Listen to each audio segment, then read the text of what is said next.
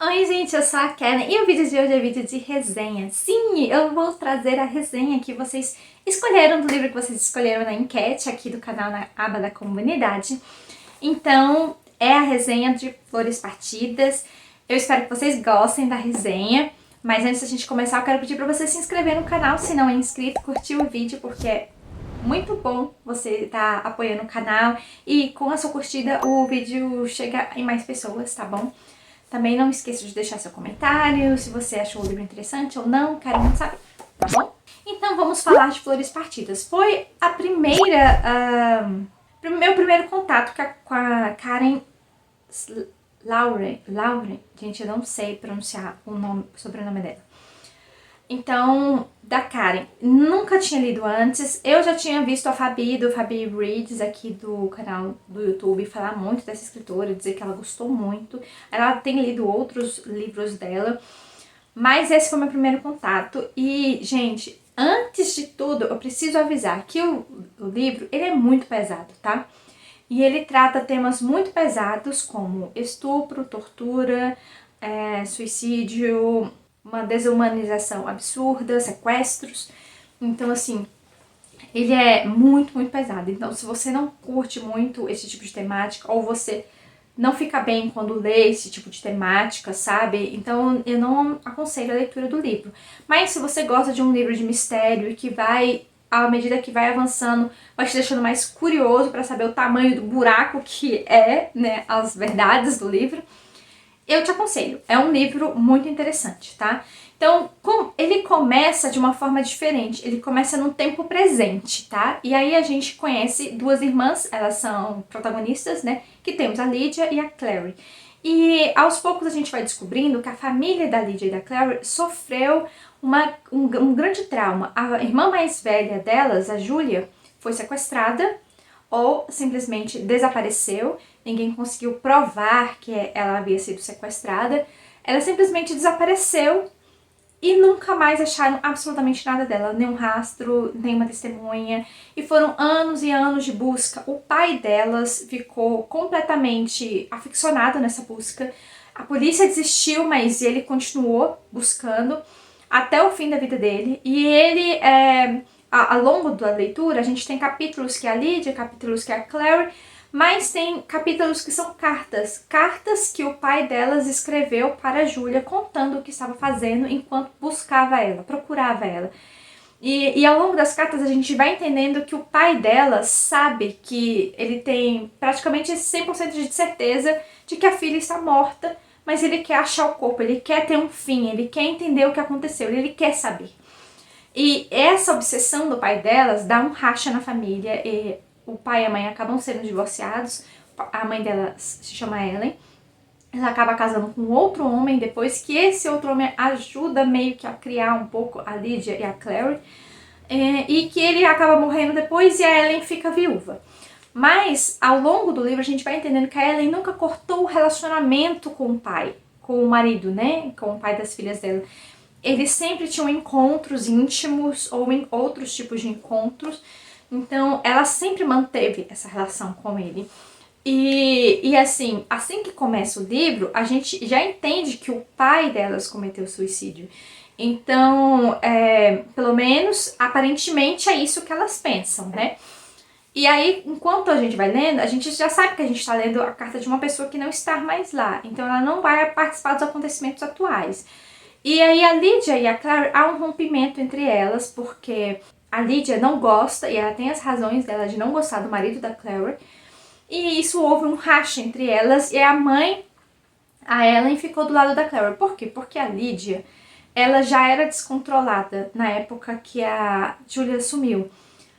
Mas depois ela ficou pior, ela ficou muito viciada em substâncias químicas, ela dormia com todo mundo, ela participava de orgias, então ela ficava sempre muito dependente de produtos, coisas químicas, então ela foi internada várias vezes em clínicas, então ela teve uma fase de vida dela muito difícil até que ela realmente abandonou o vício e teve uma bebê, e depois hoje ela tem um namorado que mora do lado da casa dela, se chama Rick, que ele também participa de alguns pontos da história, né?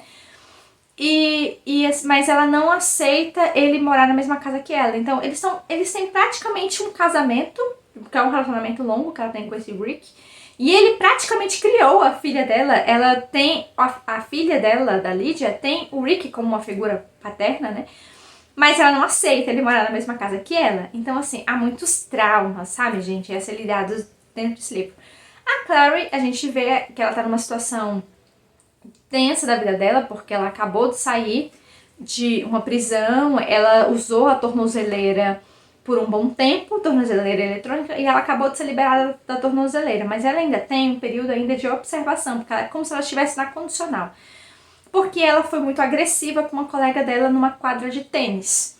E ela quebrou o joelho da mulher. Mas há toda uma explicação o porquê que ela foi agressiva com essa pessoa. Então a gente tem uma situação de uma família rompida, né? E tem essa figura desse marido da Clary. E logo no início, logo nos primeiros capítulos, o Paul, que é o marido da Clary, ele é assassinado brutalmente na frente da Clary numa tentativa de roubo. E a gente fica, caramba, né? Sabe, do nada, assim. Enquanto isso, ao longo da história, a gente vai entendendo que uma menina foi desaparecida da escola da filha da Lydia. Tem uma menina que foi raptada e desapareceu, assim, simplesmente ela desapareceu como a Júlia também desapareceu. E ninguém tá achando ela e, tipo, começa a ganhar muita visibilidade esse caso, então tá em todas as TVs. Então a Lydia e a Clary ficam muito ressabiadas quando elas veem o sofrimento da família, porque é o mesmo sofrimento que elas tiveram com o desaparecimento da Júlia. Então tudo é muito doloroso, sabe? Mas elas ainda estão acompanhando o caso da Ana. E aí a Clary está numa situação de velório, né, e tudo mais. Ela perdeu o marido dela, que ela tanto amava, casados há 18 anos, e quando ela volta pra casa, a casa foi arrombada. E o próprio pessoal do buffet do velório teve que tentar impedir os caras que estavam arrombando. Então virou... Quando ela chegou lá, era um circo armado. Tinha FBI, tinha xerife, tinha não sei o que, tinha muita gente lá querendo checar se alguma coisa sumiu ou não. E aí ela cancelou toda a recepção, mandou todo mundo embora, pediu desculpas pro buffet, tentou, né, resolver a situação. E aí ela fala que muitas dessas situações extremas, quem resolvia era a Paul. Ela não precisava fazer nada, então agora ela precisava de ajuda. E aí a mãe dela tá sempre lá: minha filha, você quer ajuda? Minha filha, você quer que eu resolva? Não, resolve o negócio do buffet, mãe, eu tô indo ver aqui com os policiais o que aconteceu. E ela acha extremo demais. O tempo todo ela acha tudo muito extremo. Tá, uma mera invasão, por que o FBI tá aqui? Por que tem um monte de policial? É uma mera invasão, não tinha que ter tanta polícia. E ao longo dos próximos capítulos a gente consegue observar que a Clary começa a ficar sendo assediada cada vez mais pelos policiais. E eles importunam ela nas piores horas, gente. Tipo, inclusive esse cara do FBI, ele é muito absurdo e abusado. Ele chega, tem uma hora lá que ele chega a procurar ela, tipo, meia-noite, sabe? Meio que invadindo a casa dela meia-noite, querendo respostas dela. Gente, é muito abuso um atrás do outro. E à medida que a Clary vai mexendo em algumas coisas do Paul, ela vai descobrindo que o Paul pode estar envolvido em outras coisas bem pesadas. Ela acha uns vídeos muito suspeitos de pessoas mulheres sendo torturadas e estupradas, assim, um pornô absurdo, sabe? Uma violência absurda. E aparentemente essas mulheres têm um roteiro definido e no final elas são mortas. E isso tudo é gravado. Então a Clary entra em parafuso, pega aquilo, leva pra polícia, aí o cara vê, diz que é mentira, que são muitos fakes, o que é muito estranho, porque não é uma atitude de um policial já afirmar logo de cara que isso é fake, não entregar pra uma análise, sabe? Ele tá vendo esse fio aqui, ela, que fio? Tipo, entendem? Aí ela começa a ficar suspeitando de muitas pessoas. E tem uma cena específica que faz a Clary e a Lydia se encontrarem depois de muitos anos separadas, né? 18 anos, ou mais de 18 anos, né? Em relação ao relacionamento dela com o Paul e tal, porque houve o rompimento da família. E quando elas se encontram, a Clary observa que, tipo, ela quer ter a irmã de volta. E em uma determinada situação, ela liga pra irmã, a irmã vai pra casa da Clary, e a irmã tem ciência dos podres que a Clary começa a descobrir. E que provavelmente esses desaparecimentos, talvez haja ligação com esses podres do Paul. Então, gente, daqui pra frente eu não posso nem falar mais da história. Eu sei que enquanto eu lia, o buraco ia ficando tão mais embaixo, que tem uma hora que você para e pensa, fala, gente, é impossível ficar pior, fica pior. Aí você fala, não, mas é impossível ficar pior do que isso que ficou. Não, fica sim, fica pior. Então, eu tive alguns momentos lendo esse livro que eu tive até umas crises de ansiedade pequena, assim, porque tudo era tão ruim e tão pesado e você não via a esperança de que as coisas fossem resolvidas ou as coisas ficassem melhor, sabe? Então, lá nos 80% do livro eu já tava assim, com essa sensação de falta de esperança, sabe? Mas a gente tem um final que é até positivo em relação a tudo que acontece, mas é muita podridão, gente. Então é um livro muito pesado, que não me arrependo de ter lido de forma alguma. Foi um livro muito bom. Ele é muito bem escrito, e as cartas do pai que vão sendo encaixadas entre os capítulos, né, dos acontecimentos, elas são importantes pra gente descobrir o que realmente o pai dela descobriu e como realmente as coisas aconteceram, sabe? As revelações do final são bombásticas, faz assim com a sua cabeça, sabe? É um livro incrível, sim. Mas como eu me senti muito mal em algumas partes do livro, eu abaixei um pouquinho a nota, porque foi além do que, né, eu sou acostumada a ler. Então, eu dei o selo Lotus pro livro, é um ótimo livro, eu não tenho como não dizer que ele é um ótimo livro, ele é muito bem escrito.